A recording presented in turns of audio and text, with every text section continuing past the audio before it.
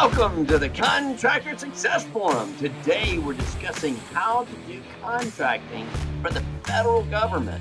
Because here at the Contractor Success Forum, we discuss financial strategies for running a more profitable, successful construction business. And to help us figure that out, we have in one corner Stephen Brown with McDaniel Whitley Bonding and Insurance Agency. And in the other corner, we have Wade Carpenter, Carpenter and Company CPAs. And in the other corner, we have Rob Williams with Iron Gate Entrepreneurial Support Systems. So how do we contract for the federal government? Man, what a big step. Well, it is, guys. And I guess the most important thing is to get ready. And let's talk a little bit about how you get ready to start doing government contracting. What elements have to be in place? Because it's not that complicated. It's a step system. It's about what we've been preaching all along in Contractor Success Forum. It's about getting your book set up. Do you have a good reputation? Can you do work on budget? Can you work electronically? Can you bill and receive money electronically? Do you have that solid accounting system in place? Do you have a stable workforce? Good credit? Any working capital? What about your supplier relationship? If you've got all those elements in place, then you're ready to get going. And if you have all those elements in place, then you're a profitable contractor, right? I mean, so what do y'all think about that first, getting that done first? Well, I guess I can tell you from our experience of working with people trying to get started for the first time. A lot of them say, well, I want to do this federal job, but they don't have the books in order. They don't have the systems. And then all of a sudden they want to get through the contracting because something's going to bid and I'm going to miss out. And then they have to go down to Sam's Club, right? So Stephen's right. going to tell us about just going down to Sam's Club and jumping in. But, you know, there are some steps you need to take beforehand. And if you are looking for a job that you want to jump in, it doesn't happen overnight. I will tell you that. It doesn't. Here's the statistics: 580 billion with the B dollars worth of government spending on contracting. And they've set aside 23% for small businesses. Now, if you start doing business with the federal government, odds are you're a smaller business. And that's generally defined by your classification. If you're a contractor, as a general rule, you could figure $7.5 million of sales. But a small business is actually larger depending on your trade and the type of work you do. So I guess that's one thing to think of it. You're a small business. So how do you get set up and how do you do business? And since 23% of all that construction spending is $140 billion worth of work that goes to small contractors. So how do you get in on that? Well, just like we said, first of all, you have all those elements in place that you can do the work, because nobody's going to hold your hand, but you're going to find that people that like government contracting love it. They love it because they know that their money's there on a regular basis. They know how to communicate. They know how it works. And that's it. You've got to learn how it works. So you got all these elements in place. First thing, guys, are getting set up in the system. So number one, you got to get a DUNS number. Oh, by the way, we're going to have a links page that have all of these acronyms and website addresses so you can access this information and get it. And they would get there by, you can You find click it on the on link. contractorsuccessforum.com. But probably at this point, it's on LinkedIn and our LinkedIn page. But you can get there easily if you don't know how to get there by going to contractorsuccessforum.com. And then we have the links. If you're used to LinkedIn, you can go straight there and ask us questions and get that information. Right. SBA.gov has a lot of information as well. But nevertheless, we'll provide that as well. So you get your DUNS number. That's Dun & Bradstreet. They're a credit rating bureau. You don't have to have any credit at all to get a DUNS number, but you probably already have one. This next thing is you got to get an NAICS number. I might stop for a second and tell you that in government contracting, there's acronyms for everything. It's like the military. So it'll blow your mind. DUNS, Dun & Bradstreet. NAICS stands for North American Classification System. And guys, that lets the government know your primary classification of what you do.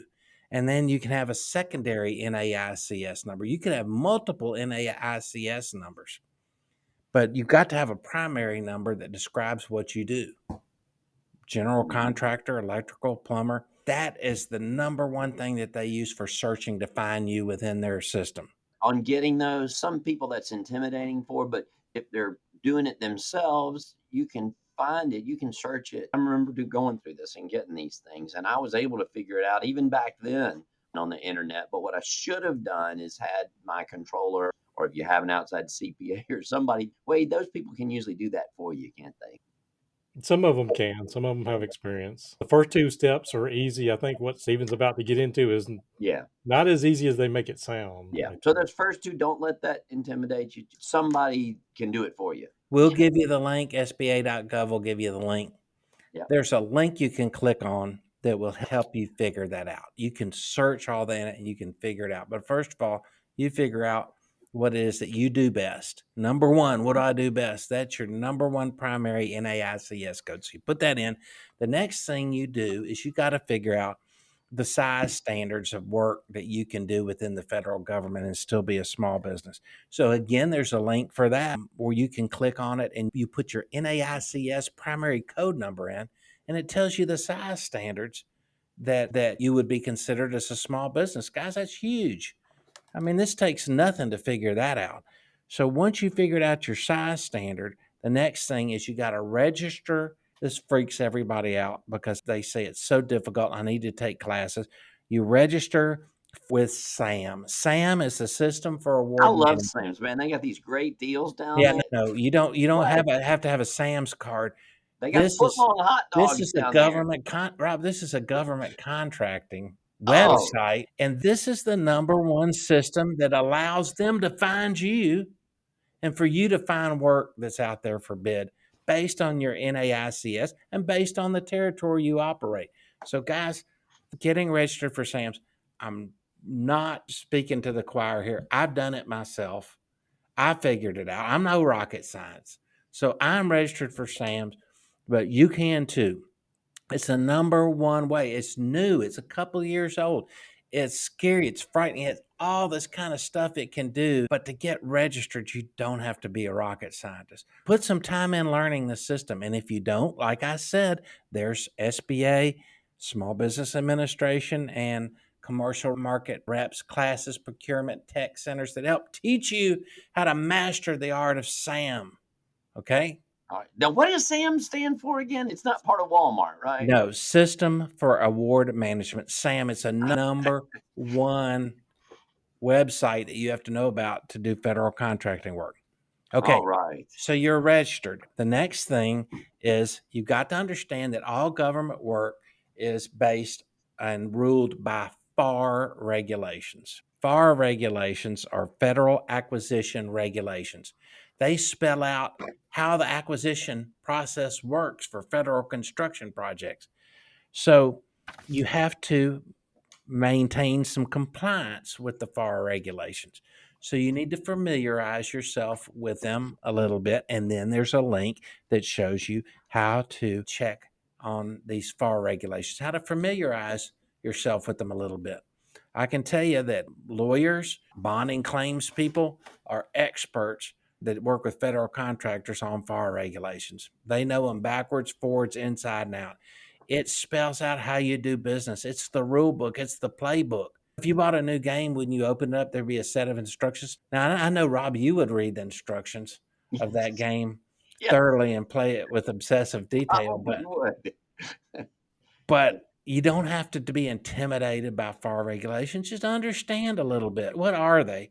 What do they say? Hey, they're easy to read. Again, I can read them. I can understand them, and I'm no rocket scientist. And for all you pilots out there, this is not the federal aviation regulations, right? The big book that we had to study by FAA to get This our is pilot not license. nearly as intimidating, guys. It's not I that like to hard. say All it's right. fun. It's fun to read. Lots Let's just of tell our listeners, acronyms. FAR regular SAM, FAR, it's fun stuff. It's great stuff. All right, next thing is you have to get SBA certified. You should get SBA certified. So we have a link to how to get SBA certified next. Why SBA certified? Because SBA certification has all these set aside programs that you might get approved for. And we're going to talk about that in a second. Get SBA certified. You can check our link and get that website. Okay, so that's the first part, getting ready, getting set up. Okay, the second part, guys, is winning contracts. How do you get these contracts? Well, they'll tell you on the website, and Wade, we were talking about this. It takes time and money before you get your first federal contract. Well, it takes time to study everything. It takes money away from you while you're studying all this. You might pay experts, you might attend classes, but it said you might spend $80,000 to $100,000 of your own money before you get into government contracting. I don't know. I know it costs money, but I don't know where they got that number from. I don't know, Wade. I don't know where I honestly don't either, but depending Okay, well, on what look, you're doing. Parts of my clients that I've seen, they actually got in like by acquiring a business or partnering or took something, so they didn't have to do it originally. there's a lot of big businesses, that don't do federal contracting that are Yeah. just starting to get into it. I got So- into it a little bit because I was a subcontractor for my friends that had federal jobs, but then they would have something that would be in wood construction or something that they didn't know how to do. So they'd bring me in to help them do some of those things and bid on a lot of jobs. All my federal contractors, guys, they'll say stuff like, you get a contract to hang 1,000 doors and you get $50 a door is what you're allowed to get on that. And you've got to figure out how to hang those doors for less than your cost and Mhm. add profit into it. Yeah. And that's the key. Winning and understanding those, because I did go through these processes years ago, especially when I had the trust plant. They had some things in there, and we had some crazy jobs that we bid. Which one of them the plane that just got blown up in Ukraine, we actually got a bid to charter that big airplane. It was the largest one in the world. We were going to put houses components inside that and fly it over to Iraq. And we bid that. We got in the top 3, but we kept getting in the top 3 or 4 out of 1,000 people, but we never won any of those dadgum jobs that I kept getting the top 3 or 4.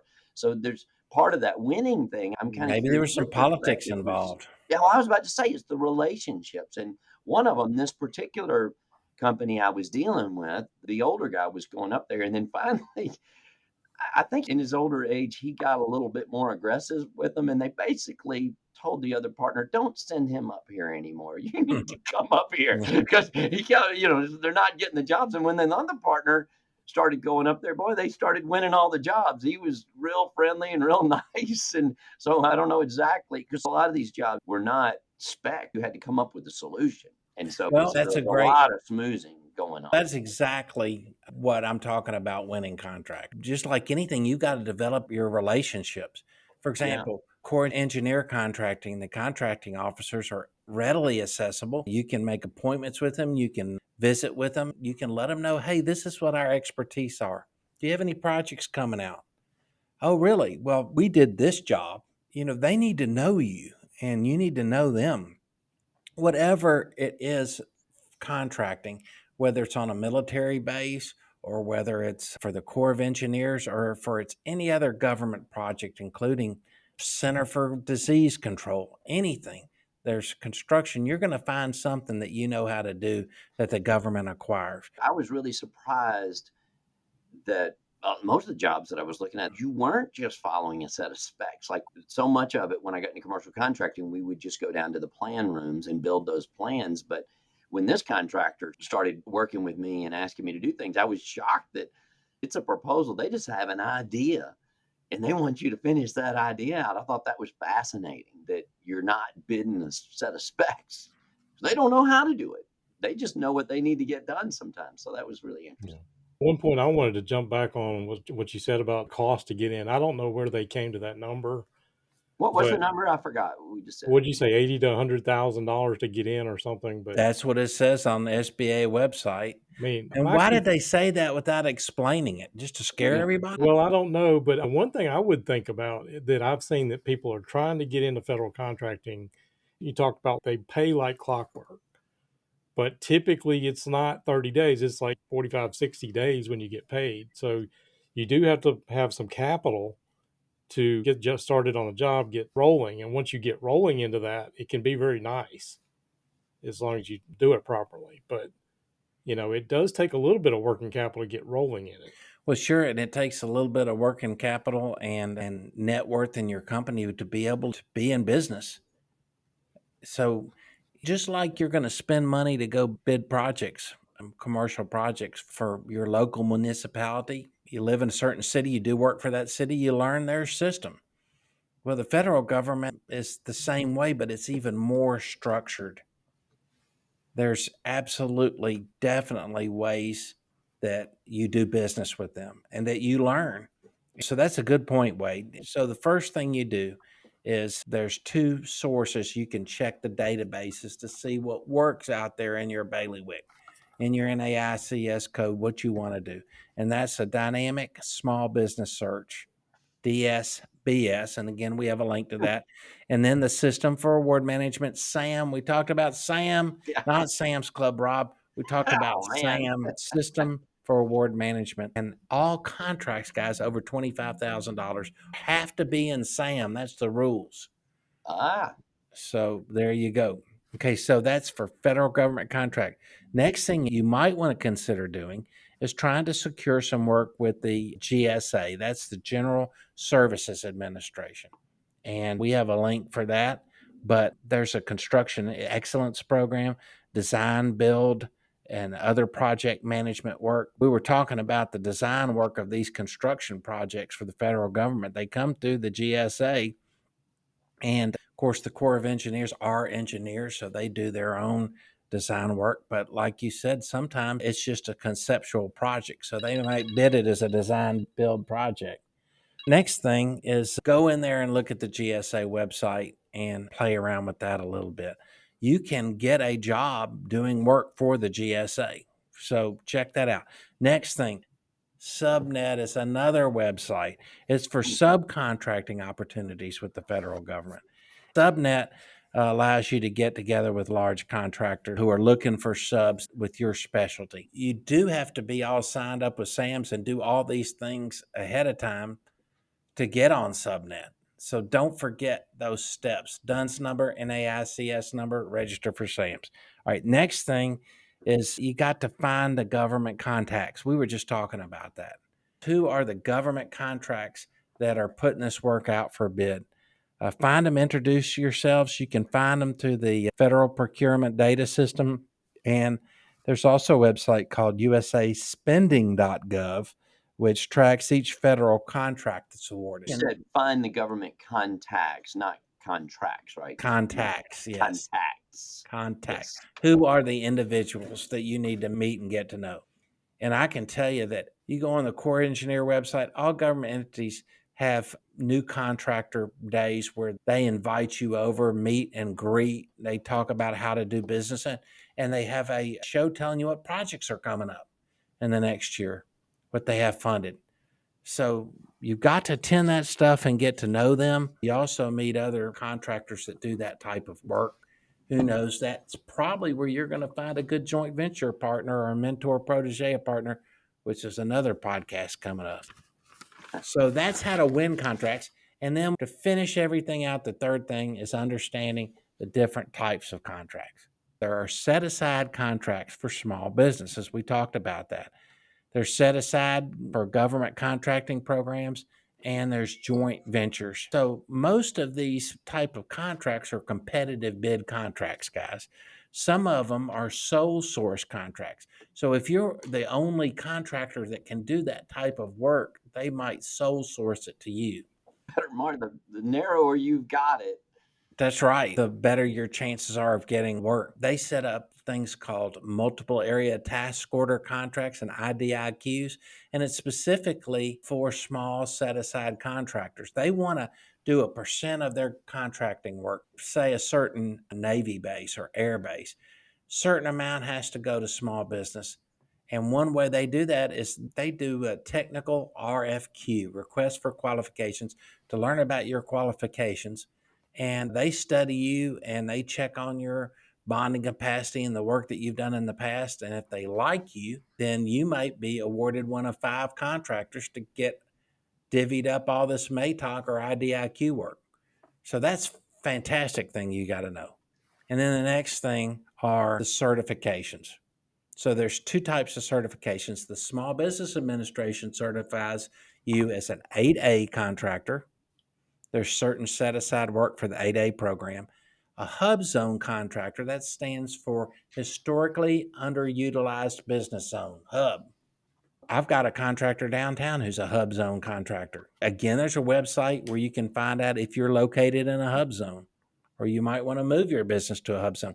That's the whole idea, for you to work in an area or place that's economically underutilized. And they're going to award you set aside business for being HUBZone. And then there's woman-owned, economically disadvantaged woman-owned business. So that's the SBA certification.